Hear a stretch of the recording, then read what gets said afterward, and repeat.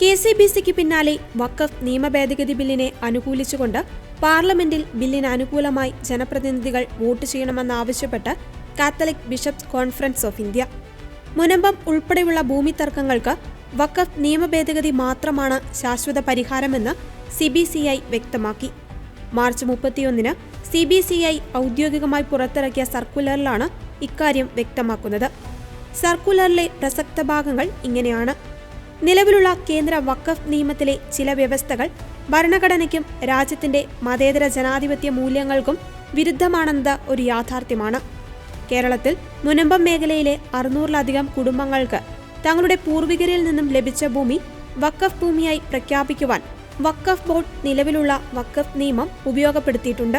കഴിഞ്ഞ 3 വർഷമായി ഈ പ്രശ്നം സങ്കീർണമായ ഒരു നിയമതർക്കമായി തുടരുകയാണ്. ഒരു നിയമ ഭേദഗതിയിലൂടെ മാത്രമേ ഈ പ്രശ്നങ്ങൾക്ക് ശാശ്വത പരിഹാരം നൽകുവാൻ കഴിയൂ എന്നത് വസ്തുതയാണെന്ന് അംഗീകരിച്ചുകൊണ്ട് ജനപ്രതിനിധികൾ ബില്ലിനെ അംഗീകരിക്കണം.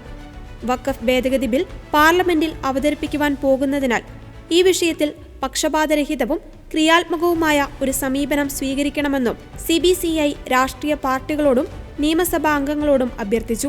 മുനമ്പത്തെ ജനങ്ങൾക്ക് അവകാശപ്പെട്ട ഉടമസ്ഥത അവകാശം പൂർണ്ണമായും പുനഃസ്ഥാപിക്കണം. ഇന്ത്യൻ ഭരണഘടന ഉറപ്പു നൽകുന്ന മതന്യൂനപക്ഷങ്ങളുടെ അവകാശങ്ങൾ സംരക്ഷിക്കപ്പെടുന്നതിനോടൊപ്പം ഇന്ത്യൻ ഭരണഘടനയുടെ തത്വങ്ങൾക്ക് വിരുദ്ധമായ വ്യവസ്ഥകളും നിയമങ്ങളും ഭേദഗതി ചെയ്യണമെന്നും CBCI ആവശ്യപ്പെട്ടു.